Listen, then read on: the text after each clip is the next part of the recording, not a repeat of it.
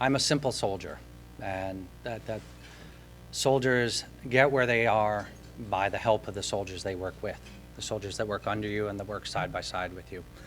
I'd like to talk about three things while I'm up here briefly. I promise to be brief.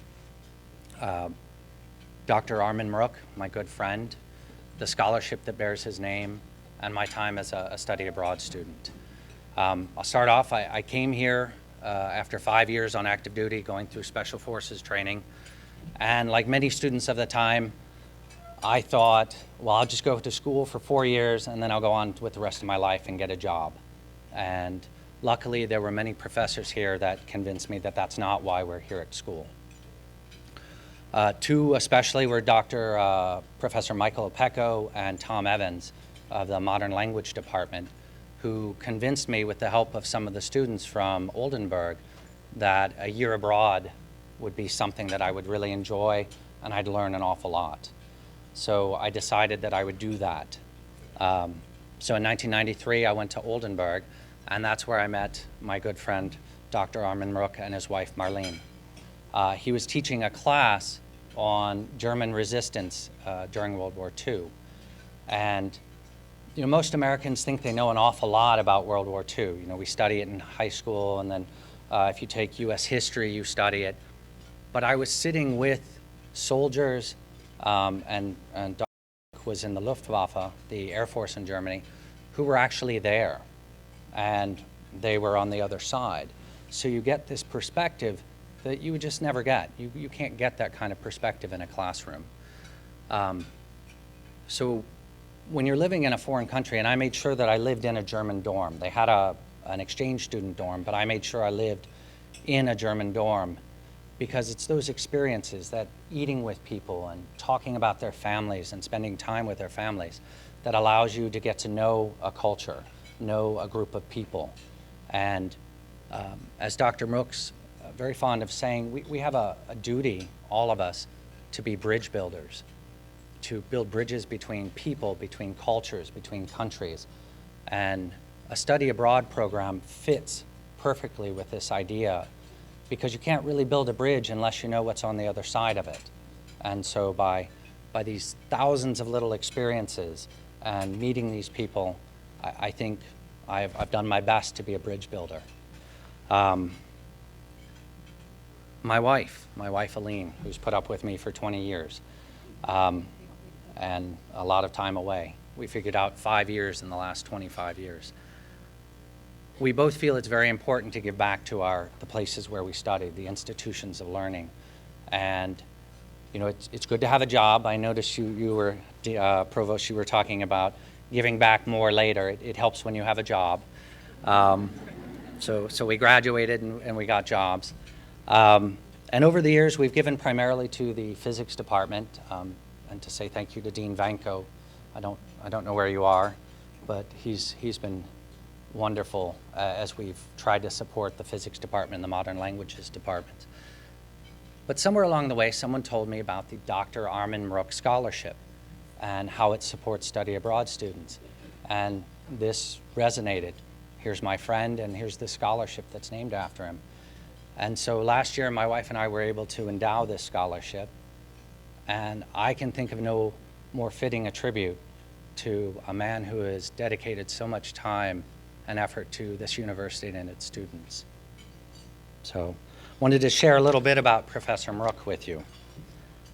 So he graduated from high school in 1943. Oh, there you are, Dean Vanko. Sorry, I was looking around, I couldn't see you. So he graduated from high school in 1943 and joined the Luftwaffe, the Air Force, because if he didn't join the Luftwaffe, they would have sent him to the infantry like me. So in 1952, he married his wonderful wife, Marlene, and that's the same year he got his PhD. He came to Towson part-time in 1965, and then full-time in 1967. For a frame of reference, I was 1 year old in 1967. I'm over 50 now. So he created and taught the first mini-mester in Europe with Towson students. And through his efforts, former President Hoke Smith and Michael Daxler from the Karl von Ossietzky Universität in Oldenburg created the Towson-Oldenburg exchange program. He's lectured, he's written books, he's lectured in Germany, Italy, Poland, and France. And although he retired in 1994, is that correct? 1994, he's not really retired, and I think anybody who works at the university knows how that works. He loves working with students, so he will be here as long as you let him come here. I would be remiss if I didn't mention that his wife, 2 daughters, and 2 granddaughters have gone to Towson and received degrees from Towson. So at this time, I'd like Dr. Mrook to come up to the podium. Come on up, please.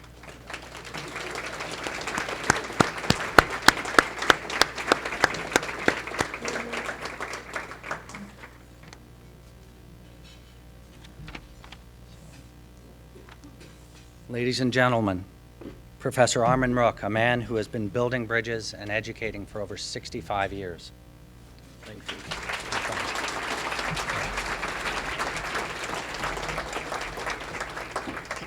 you. Yesterday, ladies and gentlemen, I looked into the internet and I saw a statement from our present president, and she wrote about the excellence of Towson University now, and that we don't brag enough about this university.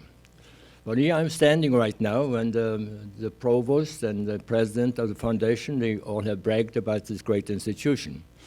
So let me just continue to brag a little bit more, and let's repeat perhaps some of the things that have been said before. I came to Towson in 1965 as part-time, and in 1967 full-time, and can brag about the faculty that was able to join at that time. There was something like 100 faculty members and some 100 administrators, and the campus was very much so on the York Road side. Stevens Hall was a major building. I gave my lectures in Stevens Hall for many, many years ago.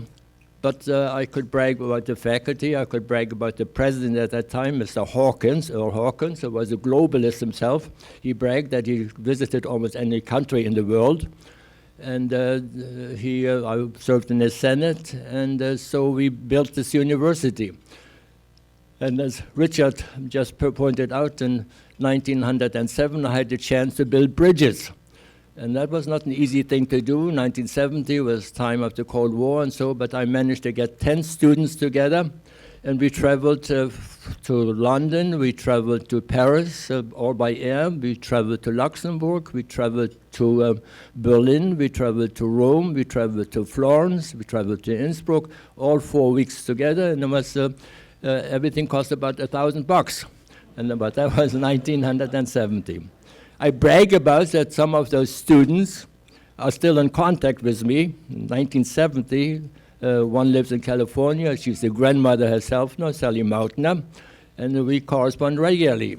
Unfortunately, one of the very good students in our group also, whom I introduced also to East Germany, was Richard Neidig. He was very active in the student government under Jim Fisher, President Jim Fisher, and Rick Neidig unfortunately died a few years ago. He was a benefactor for the university also. He was the president of the student government for some time and a friend of Jim Fisher. And also to repeat what Richard said, in 1986, I had a chance to build some more bridges. And that sort of came by way of accident. Hoke Smith was the president, as I just said, and Hoke Smith called me one day and he said, "Armin, there's a bunch of Germans coming to this campus here, and perhaps we could meet in the, at that time, university club. We used to have a university club for some 10 years. And so I guess you could be helpful there, because I really don't know much German, but you can help us." And so we had a lunch in the university club, and I sat next to President Michael Dexner. And Michael Dexner was the coming president of the university in Oldenburg. And we talked to each other, and Michael said, "You know, I sort of like it here in Towson. It seems to be a nice school, really." I said, "Well, sure, we are a very, very good school. So what do you think about having a partnership with Oldenburg?" He said, "I don't know much about Oldenburg. I was a student in Marburg. I was a student in Göttingen, did my PhD in Göttingen. And so I don't know much about Oldenburg. I said, all right, he said, you come and visit me, I'll pay all your expenses, and take a look. And so I went to Oldenburg and looked around. So well, I think we're pretty compatible. We have similar histories and similar strength in our faculties. So it didn't take very long that in 1987 we created a partnership, the first partnership for Towson University, first international partnership for Towson University. And we had a very broad-based program. We had faculty exchanges, we had student exchanges, we had administrative exchanges, we had common program, we had common concerts, we had common plays, like Bertolt Brecht's plays. And so it was an extremely active partnership which lasted and lasted and lasted, and still in existence. Unfortunately, it is not as strong anymore as I would like it to be. And so we continued bridges then between Germany and the United States. And we are still maintaining bridges between Oldenburg and the university, although here at Towson University, although not as strong as I would like it to be. Perhaps I can help to rebuild it even stronger once again. So if I look back at my life, I can only say that I was happy to be part of this university. This university gave me a chance to do the things that I wanted to do. And I always make the point that while we as individuals are significant, but when we can do major things, we need an institution to back us up. And I had the fortunate from all the way back to Mr. Hawkins, President Hawkins, all the way to Marvin Löschke, the recent president, to support all the activities that we wanted to do in building bridges. One more thing I'd like to point out, that I've done mini-master travel study groups for 20 years. 20 years. I've taken hundreds of students over to Europe, and many of those are still in contact with me. So I want to thank the Towson community. I like to thank the Towson family. I like to thank particularly my family also. It's my wife and my 2 daughters. They all have been bridge builders also. In our own home, we hosted something like students from 45 different countries. We have a guest book which my parents gave us some time ago, and we fondly look back at these people whom we hosted for many, many, many years. As Rich pointed out, my 2 daughters are graduates from here. We have one son who is a bridge builder in Germany. He studied in Princeton, but he went to Germany. I married an American wife, and my son married a German wife. So things are all evening out. Finally, just this comment. I still come to the campus. I visit people and study abroad who are very, very active, very involved people. I love that the people who dedicated their art to build bridges. And I always talk to students. And one question I always ask is, what do you think about Towson here? How do you like it? And in most cases, the answer is, I love it here.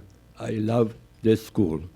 What more can we brag about this school, Towson University? So Towson, please keep on living, growing, prospering. All the best, and thank you for being part of this great family. Thank you.